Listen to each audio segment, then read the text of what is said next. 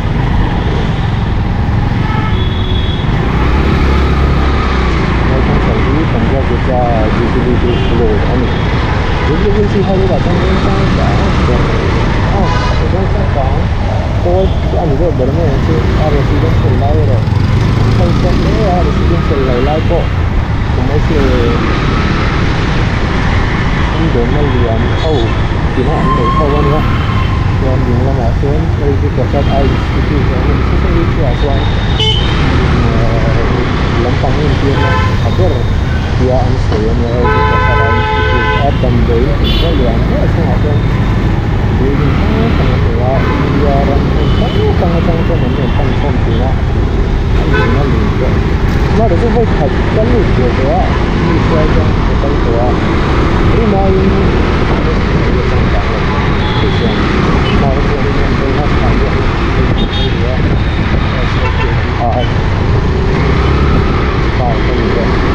huge to the hills stretch from Tutu Damage. Dengan arah awal dia zela sama itu omong dia ini lah jadi silakan terus kita sampai sampai jadi orang ada itu dan ada sampai nilai tulisan atau hati zela tanpa huru no jadi kampus kemudian bangku yang itu zamriate mo dia mesti traffic polite itu juga sampai rasa traffic sama tadi selain itu kita apa itu juga bom kalau itu kan ada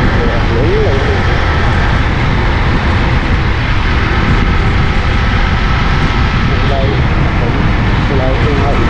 untuk saya juga ada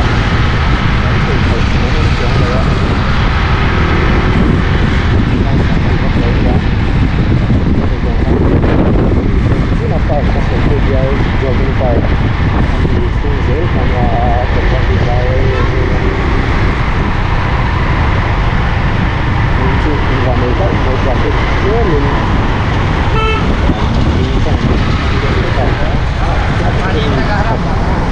tidak ai cần trung quảng và cái dây vàng để BMW Hyderabad mình vào miền Nam motor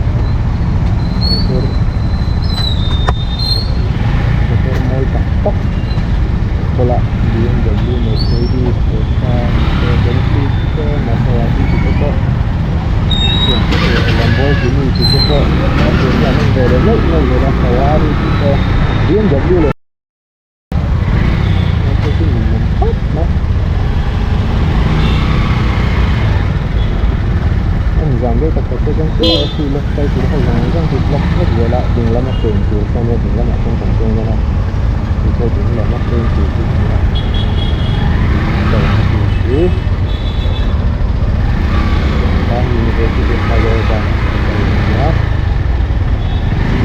University of Hyderabad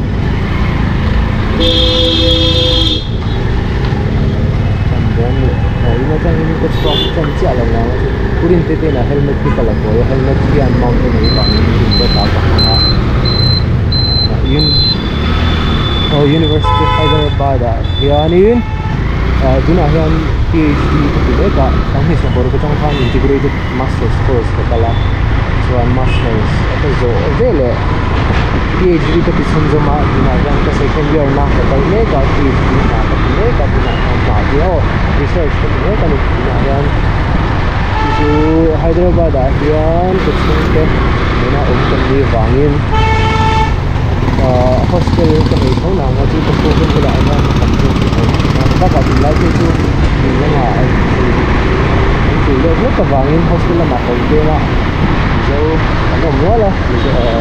so itu tu kita kan dia tu itu apa karena lalu kita lihat lewat ini hostel they don't need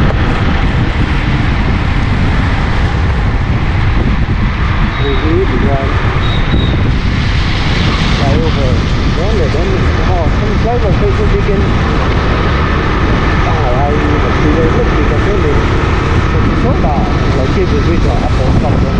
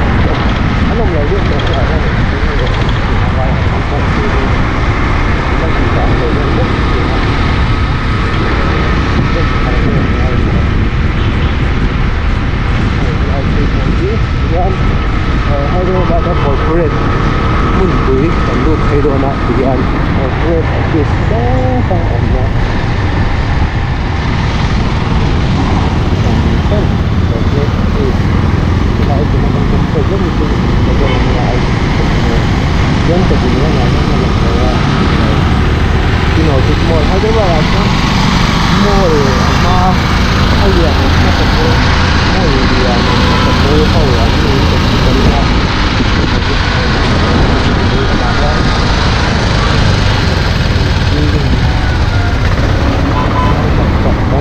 đi ha cái sắp ra cái gì họ vẫn nhà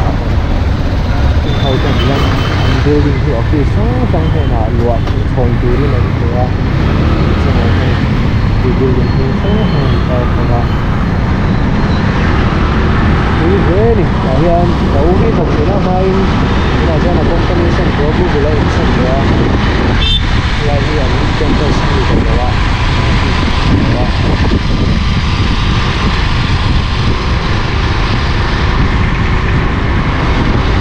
John có đúng lắm bởi vì mọi người mình tự thôi thì hay họ cũng giống như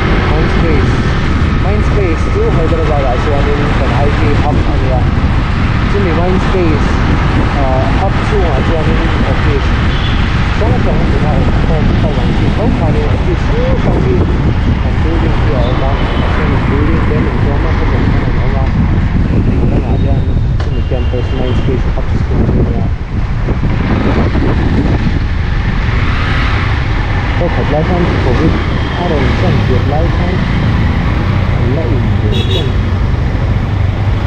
ủng viên chân hoa sĩ phan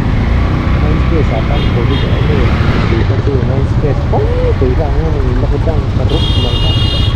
như cho cái quân lòng nó sao là người rất khác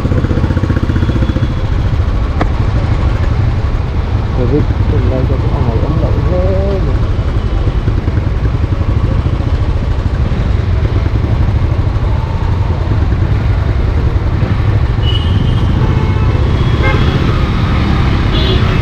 Hyderabad itu memang mungkin beda dengan tapi yang pasti mempertahankan kamera mungkin lagi aman manusia lalu mara itu traffic police aja Allah ya Rasulullah Allah tu mana number registration ada register number aja fine apa itu jadi fine check lah itu ada checking checkpoint lah Allah di tujuan mana nah ini police kan jalan pending jalan nanti mau itu bang dan check kan अच्छा देखो पहुँचे traffic police है so sometimes so idea home services Swedish company या Swedish furniture company Hyderabad India orang macam Hyderabad है ना उनका sector ना लिया इन्हें चुनाइन Bangalore आते Mumbai आते और तो Delhi आते तो अंतिम tinggal siapa नहीं company था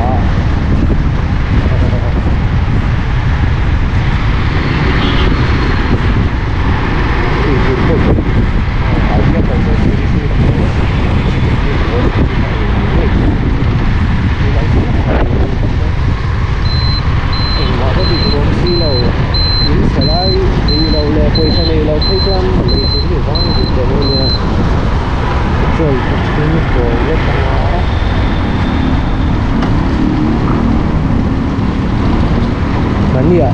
like itu mana?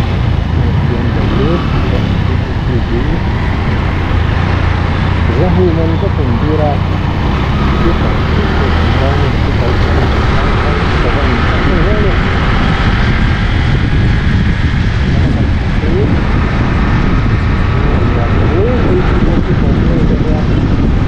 Sky view sky view yang berusaha macam ekonomi office sangat formal ya lagi analisa masalah sangat ramah result很多人result company 对个体 result company yang result 很多人在打仗这里让小编去讲这个关系这这边生产的打仗 result 很多Jadi besi boleh kampung tu ini nak bilang sesuatu tu lebih tentang ada jadi tu istilahnya kan kita kan besi boleh sampai itu lagi biodiversity junction ya itu dia macam biodiversity park kami di biodiversity park nak dia kami biodiversity reserve program có chung á flyover à sang số bảo kian tôi phải chú tua lái tất cả những cái flyover chú one way tới nhà tất cả tua lái tất cả kian Volkswagen ini itu kira advance sekali juga wala ang kan apat akan lawa abang dia mah yang akan kemudian cepat driver lah sulit masuk uangnya lawa itu lawa itu WhatsApp mana asik kalau macam ini driver mana driver abang ni lên khóc này aku jangan marah tu lah kami dia akan sakit itu akan kena ini macam yang kita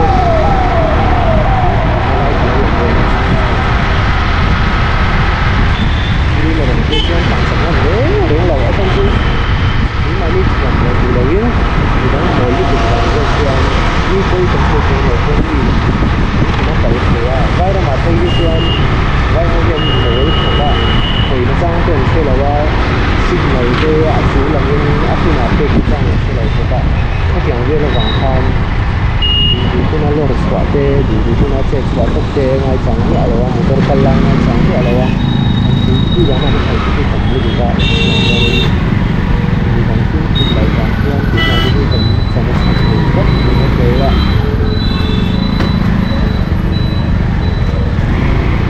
hay là tôi không có hơi chưa anh không phải lắng anh suối chuyện các bạn anh cần lấy nào người theo theo nên mình trông sạch cái cuộc thi các thành viên sẽ phải mình trong xí lại khi mà đi đang khi nó phải sao biển lẩu ạ trong chuyện lẩu tan nha nên chúng thường hay lẩu giống như cái kinh cần nghe là lẩu tăng ạ thế mà nếu vẫn làm được có sạch thì nó nói cái sản phẩm đấy làm từ đấy chứ anh thì em nói người của mình sẽ ảnh xuống thì mà bài hồi thì nó vẫn kiếm thì có cái lẩu ngon prevention is better than cure thì nó ngon chúng tôi làm nó là cái nó phải sự gì cũng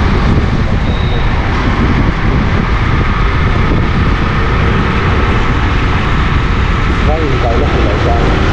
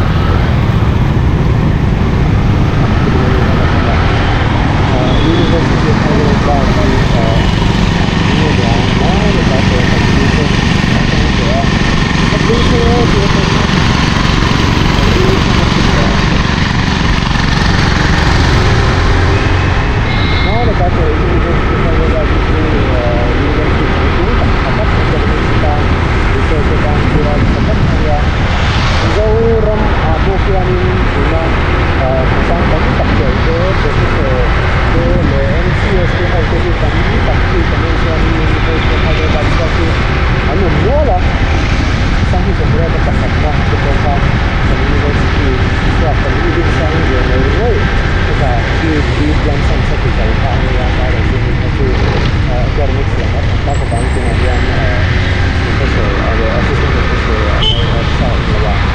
แล้วก็ที่เราเป็น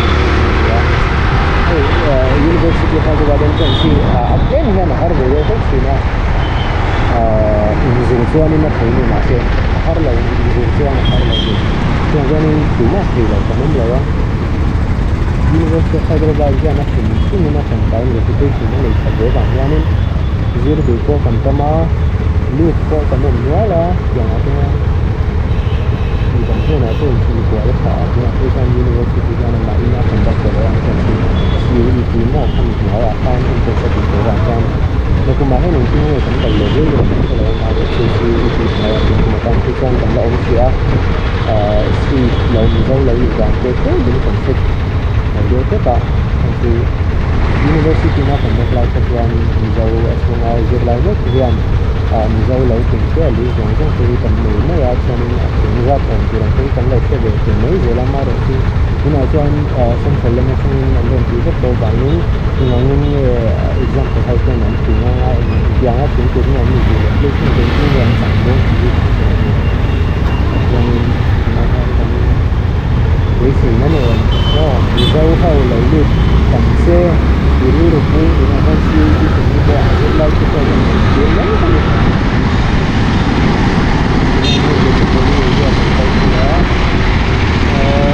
university của bạn dưới này còn từ đó kia lấy là cái từ ai cũng là đây là phương đi được một cái gì này được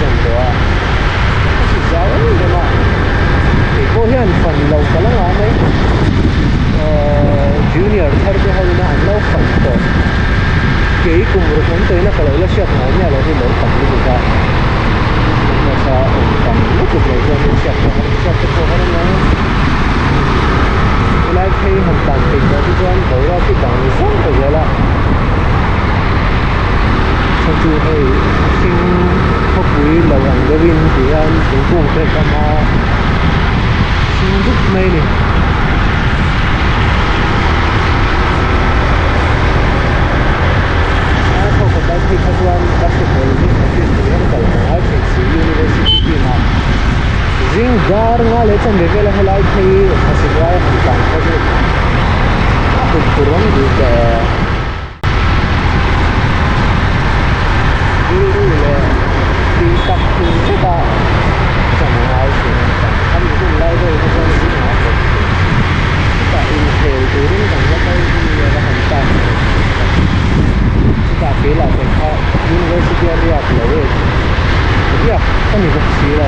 si ka la ka secondary watching kilometer something bo ke ka ai si na ka la ba han ke ta ki ko si tu tu ya ha ho la han kan ta la ya de bila ma se ni ma jo vacation life han ni ba ni ko practice ka kan si la ka vacation life ka ba hostel boarding ka la wa dan university ko ka main gate main gate ni fi flat ni nang mo ba ni mai kan university hi zan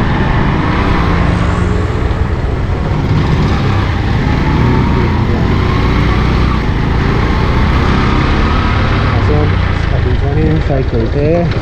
scooty te anga two wheeler a squat ti kan ti yan kan dei lam hi admin ani ati han campus ti tinga ni ko yan diyan rife om te ti lo chuanin moi kan ti tok thei ni kan campus ti mo a kan campus wa fa na sa e lo ti mai mo ma ro chu a moi e mo ni mo sau khi xem bữa lần rồi khi nào kiếm chẳng biết con cần nó đồng tiền lắm số vì lắm đi cho shopping complex này thế là hiện cái phần nó thì nó hostel room này thì lấy chút ria lấy ở vangin shelter room mà cái hot xí đó thì nó chua lên shelter room mà cái mà ta nó dân thì về trong thời đó là vangin shelter room không dân cái ria mấy thì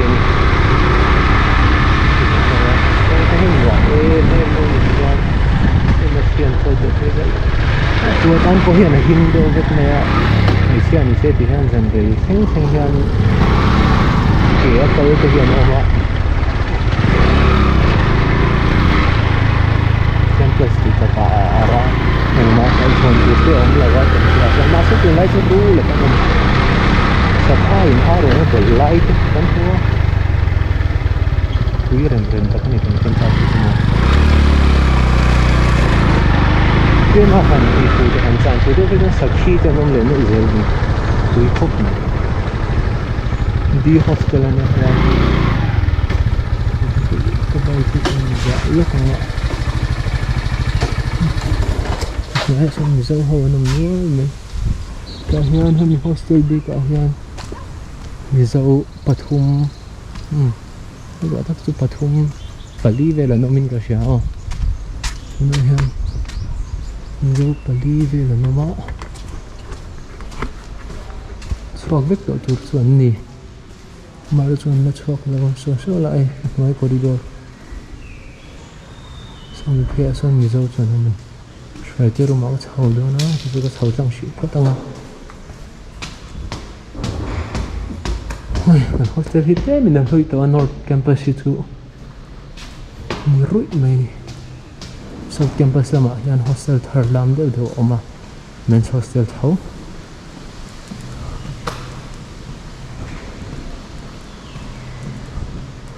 khal thleng ve mai lo